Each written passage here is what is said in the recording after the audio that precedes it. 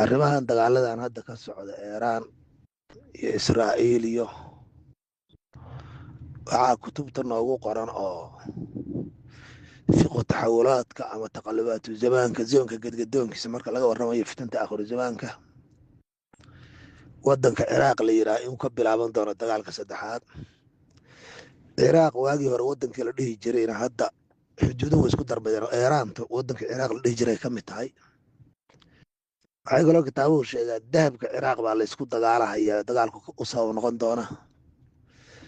waxa hadda la isku haystaana waa dahabka waxa lagu fasira waxaa ka mid ah uraniumka hadda lagula dagaalamayo Iiraan oo dagaalka sababta u noqonaya.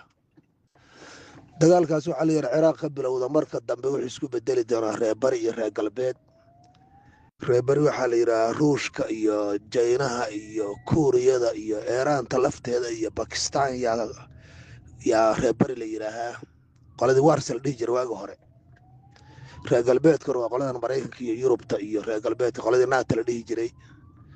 labadaasaa dagaalku isku bedelahayaa baa la yidhaahaa. markuu labadaas isku bedelo muslimiinta waxay la socon doonaan reer galbeedka la yidhaahaa ayay la soconahayaan.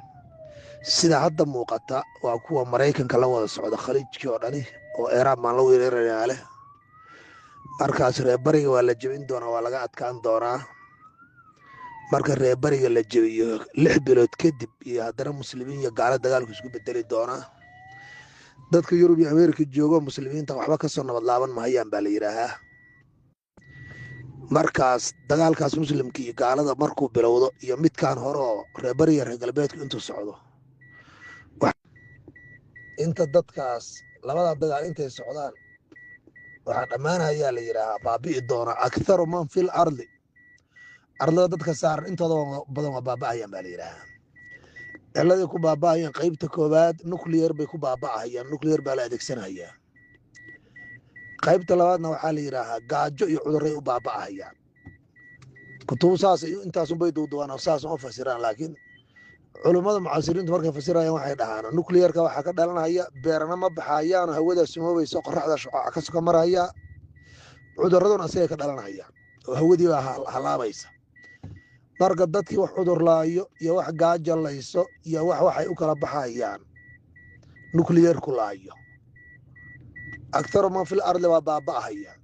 intaa yartaahoo soo harta warshadaha hubka soo saara waa baaba'ahayaan waa burburahayaan hubkana iyo adduunkana la isticmaalayaa.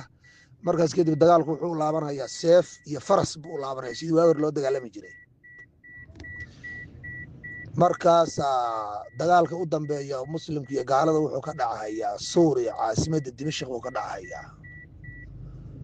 malxamatul kubra yuhuuddu markaasay baaba'aysaayo geedaha qaar baa qarinahaya inta kale waa baaba'ahaya waa tila lahaa.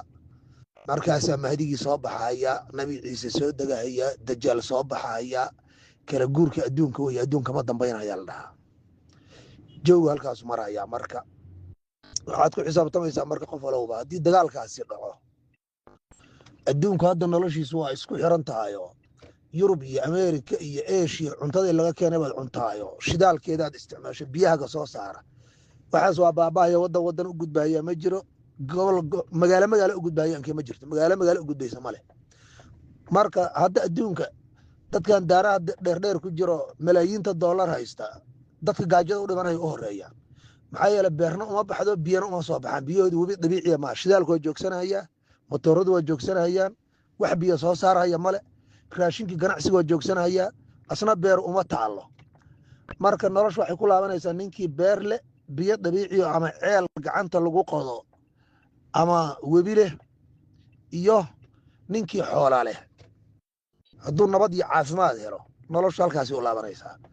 marka meelaha magaalooyinka ama hawaaweyn ama ha yaraadaan iyo meelaha aan biyaha lahayn beeraha lahayn nolosha dabiiciga leh noloshoodu baabuurta ku tiirsan tahay iyo maraakiibta iyo safarada waa in degdeg looga guuro oo meelaha biyaha dabiiciga leh iyo la iskugu tago meelaha xoolaha leh si loo noolaado nolosha asalkeeda oo wayaalkeen loogu laabto. markaas cudurkii iyo colka unbaa kuu soo haraya gaajadeed ka badbaadaysaa. haddii kale cudurkii iyo colkii iyo gaajadii saddexdee waa kuu sinaanaya gaajadaana usoo hormaraysa ilaa labada kale in laga badbaada suurtagal lakin gaajada lagama badbaadahaye.